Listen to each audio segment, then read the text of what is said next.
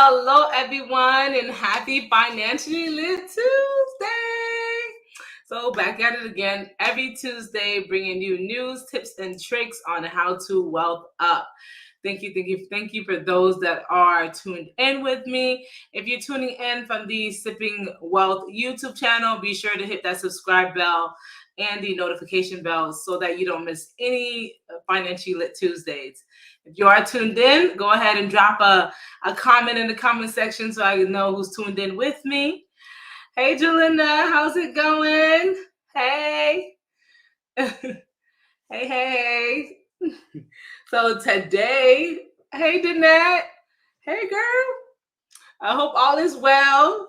So today I'm going over why you need an HSA account, y'all. This is like really big because I feel like HSA accounts get overlooked. You know, if your employer offers it, it's like, oh, okay. If the employer doesn't offer it, you don't look into it, you don't read about it, you just kind of go about your life. Employers, if you own your own business, like Danette, this may be something this is something that you should definitely take a look into. So definitely make sure that you're tuned in. For those of you that others that have business as well, tune in, but you don't have to have a business to take advantage of this.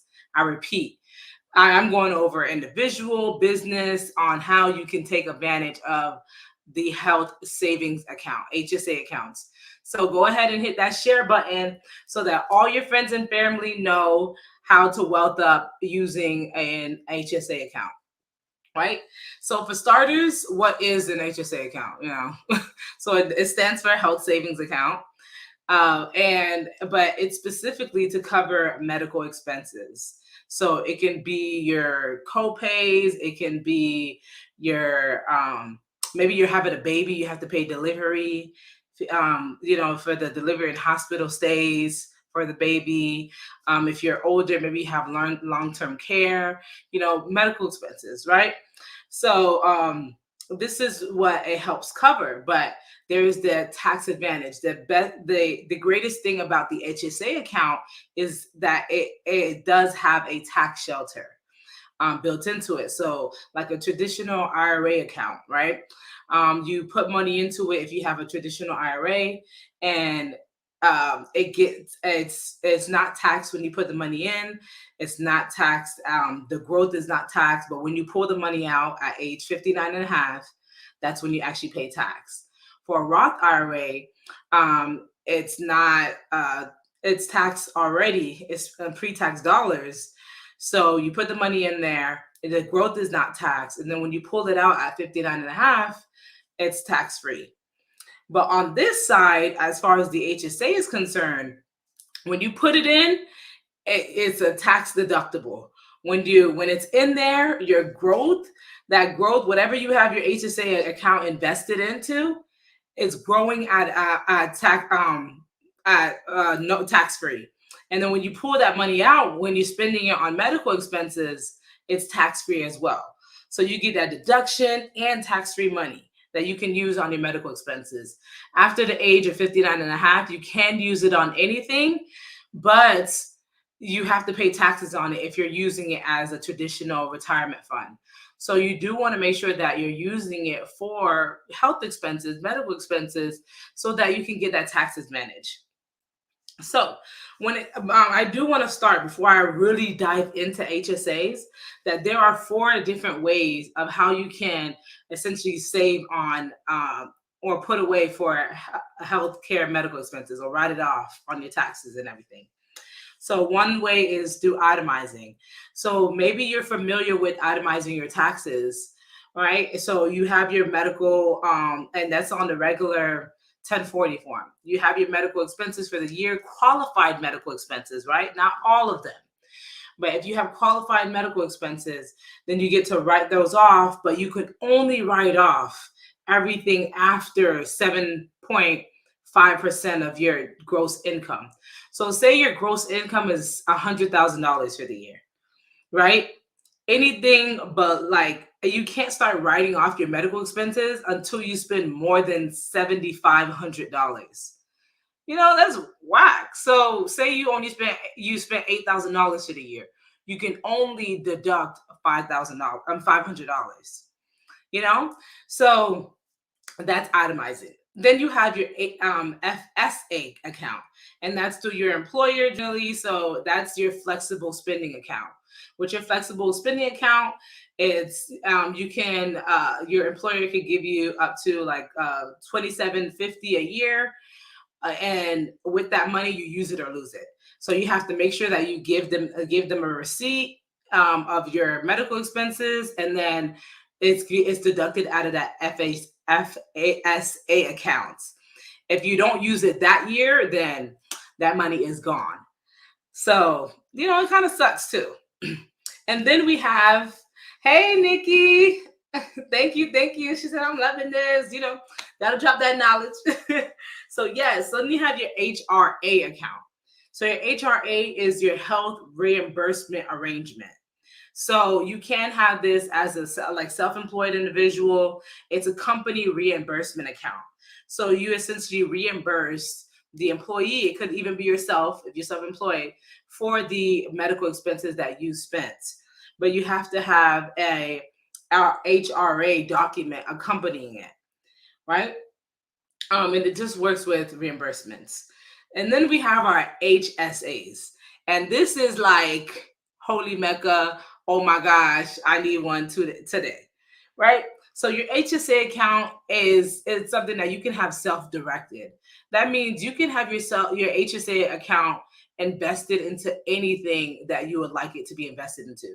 Say you want to purchase property with your HSA account, and you're growing money on your HSA account using that property. Now, any growth from that you can utilize for medical expenses, within the deducted amount. I'm gonna go into the numbers here, but you can use that amount, and now it's tax free. There's that tax structure there to go ahead and help. So it's tax deductible when you put that money in, tax free when a growth, and then it's tax free when you spend it on medical expenses.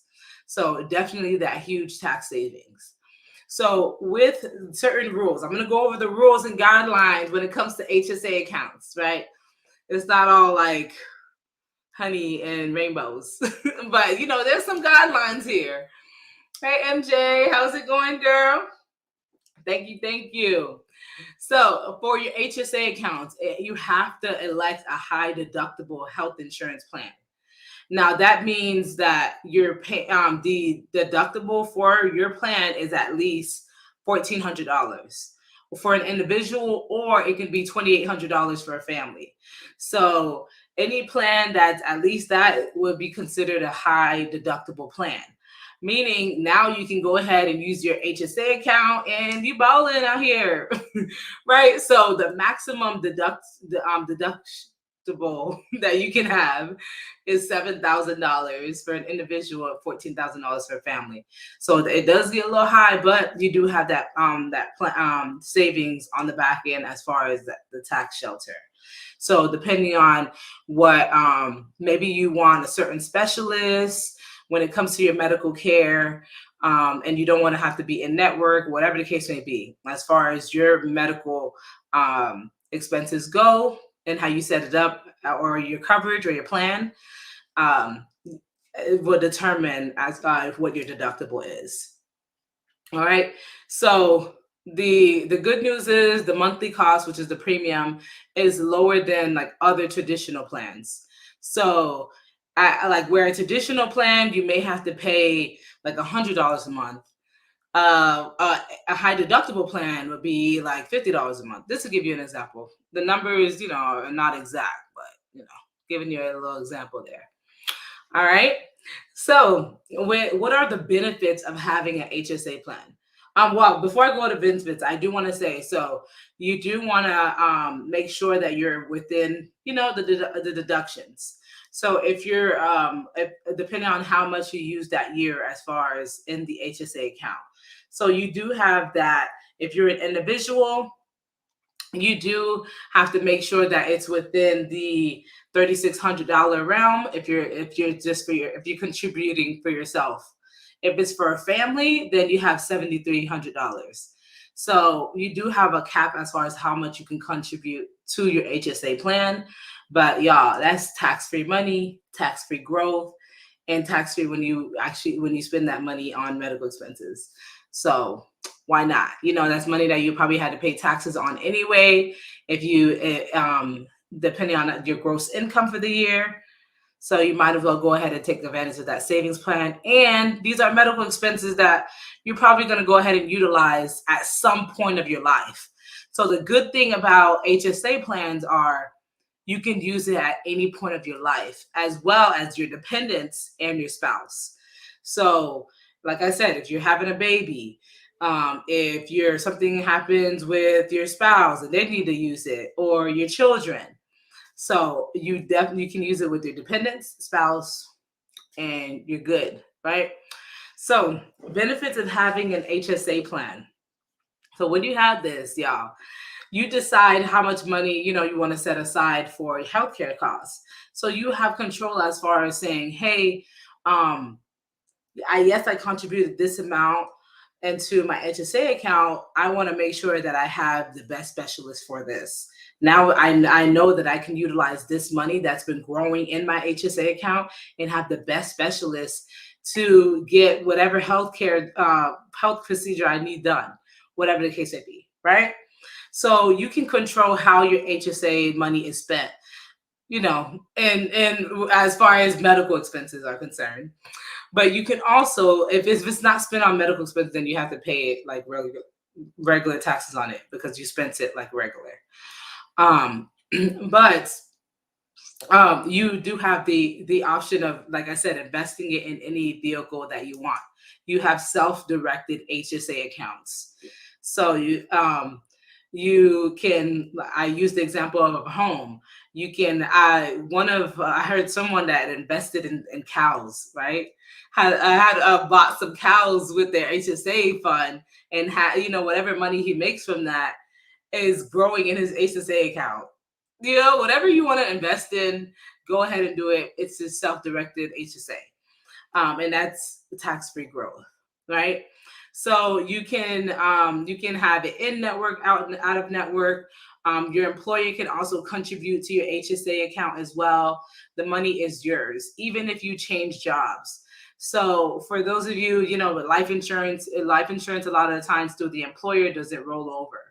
So once you leave that employer, now you have to start a new life insurance policy or whatever the case may be, right? But with the HSA plan, whether you leave or you stay, that money is yours. So another benefit. Why not? And medical care is definitely something that's unpredictable because we don't know what may happen. So it's definitely something that you want to invest in because you can use it at any point of your life. So whether you use it now, for my young people, like, you're in your 20s, you're like, I go see the doctor once a year and that's it. You know, you don't really use your health coverage. That's why you have a high deductible plan, because you don't really go to the doctor much, or you don't have many medical expenses. So you have health care just in case, but you don't use it much. So you're not paying such a high premium for health coverage. But on the other end, you have an HSA account to cover anything that may happen. So you're putting $3,600 away every year because you have money anyway, that you're probably going to have to pay taxes on anyway. Why not put it towards this? And you're going to have medical expenses in the future. It's inevitable, right? So, but it's something that can be unpredictable because you don't know what can happen. But yeah, so if you withdraw the money for non-medical expenses after the age of 65, before the age of 65, you do have to pay regular taxes on it, and then there's a penalty. So, or if it's before the age of 65. But after that, you can, like I said, use the money for anything. You just have to pay regular taxes. But I highly recommend using it for those medical expenses because you're probably going to have them anyway. Even if it's for a checkup or a mammogram, all the other doctor visits that go on. So, any questions really quick? So, I do want to make sure that I gave you that information today on why you need an HSA plan. I definitely want to make sure that you are not negating the benefits of having an HSA. So, for those of you that are out there that want to school your friends or whatever the case may be, say, why don't you have an HSA account? You need to look at this, and then send them the grandma video and tell them that you need to watch this and learn why you need this account. Hey, Brian, thank you, thank you, thank you. So, for those of you that need assistance or have any questions regarding this, feel free to text the number on the screen. But thank you for joining me for another Financially Lit Tuesday. And definitely make sure that you join us back every Tuesday at 6:30 p.m., bringing you news, tips, and tricks on how to wealth up. All right, y'all. Oh, one last thing. This weekend is the Wealthy Brunch. So make sure that you are purchasing your tickets, sharing with your friends. So on Sunday, we are going to talk money and wealth over mimosas and brunch. So make sure that you're purchasing your tickets. We do have sponsorships available for those business owners that want to make sure that they're advertising their businesses. So be sure to definitely connect with us. Thank you again for tuning in to Financially Lit Tuesday. Have a wonderful, amazing Financially Lit Tuesday.